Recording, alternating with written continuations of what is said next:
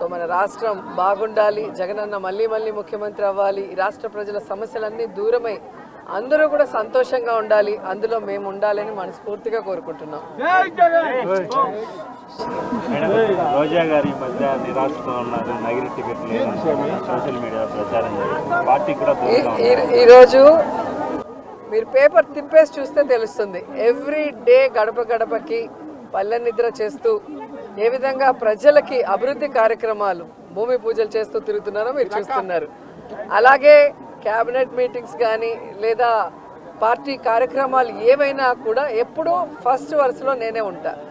And ఈరోజు పచ్చ ఛానళ్ళు తెలుసుకోవాల్సింది ఒక్కటే, వాళ్ళు ఎంత దిగజారిపోయారంటే వాళ్ళకి 175 కాన్స్టిట్యున్సీలో క్యాండిడేట్లు పెట్టడానికి క్యాండిడేట్లు లేక వైఎస్ఆర్సీపీలో ఎవరైనా గొడవ పడితే బాగుంటుంది, ఎవరికైనా సీట్ ఇవ్వకపోతే బాగుంటుంది, మన పార్టీకి వస్తే వాళ్ళకి ఇద్దామని గోతికాడ గుంట నక్కల్లాగా ఎదురు చూస్తున్నారు. సో వాళ్ళకి నేను చెప్పేది ఒక్కటే, మా పార్టీలో ప్రజలకు ఎంత ప్రేమ ఉందో జగనన్న మీద అంతకి రెట్టించిన ప్రేమ మా అందరికీ ఉంది. మేమందరం కూడా జగనన్న పార్టీ పెట్టక ముందు నుంచి ఉన్నాం.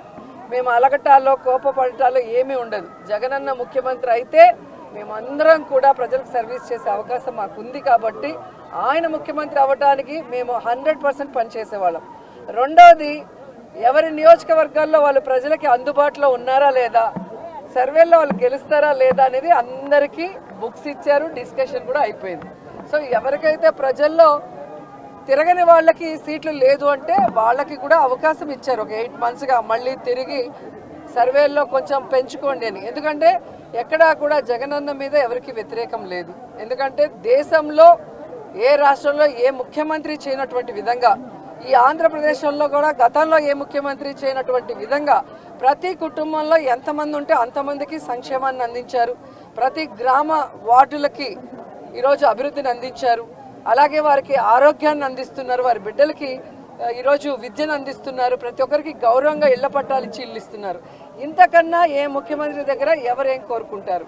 ఇక్కడ ఎమ్మెల్యేలు కానీ మంత్రులు కానీ ఒకవేళ ప్రజలకు అందుబాటులో లేక సీటు లేకపోయినా ఆల్టర్నేటివ్ వాళ్ళకి జగన్మోహన్ రెడ్డి గారు ఏం చేయబోతున్నారో కూడా చెప్తున్నారు. కాబట్టి అందుకే ఎక్కడ గొడవలు లేవు, కోపతాపాలు లేవు. అండ్ నా విషయానికి వస్తే, నగిరిలో రోజాకి సీటు లేదు అంటే ఆంధ్రజ్యోతి రాధాకృష్ణన్ నుంచి ఉంటాడా లేదా రామోజీ నుంచి ఉంటాడా? ఆన్సర్ చెప్పాలి. ఈరోజు చంద్రబాబు నాయుడుకి ఒక చోట నించుండేదానికి దమ్ము లేదు, పవన్ కళ్యాణ్కి ఒక చోట నించునేదానికి దమ్ము లేదు. అందుకే రాబోయే ఎన్నికల్లో 2 చోట్ల నించుంటామని చెప్పి సర్వేలు చేయించుకుంటున్నారు. మేము మా ప్రజలకి అందుబాటులో ఉన్నాం కాబట్టే ఈరోజు 2 సార్లు ఎమ్మెల్యేలైనాం, మంత్రులయ్యాం. సో ఖచ్చితంగా 2024 175కి 175 కొట్టబోతున్నాం. మేమందరం కూడా గెలవబోతున్నాం. మళ్ళీ ప్రజల ఆశీస్సులతో ప్రజలకి సర్వీస్ కూడా చేయబోతున్నాం అనేది పచ్చపత్రికలు తెలుసుకోవాలి. ఒకవేళ నగిరిలో రోజాకి టికెట్ నిరాకరిస్తే ఎటువంటి పరిస్థితి?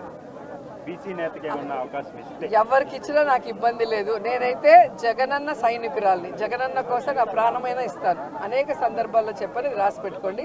అండ్ ఎవరైతే సునకానందం పొందాలనుకుంటున్నారో రోజాకి సీటు లేదు అని ఒక స్టోరీ లేసి, అది మీకు కొన్ని రోజులకి మాత్రమే సునకానందం.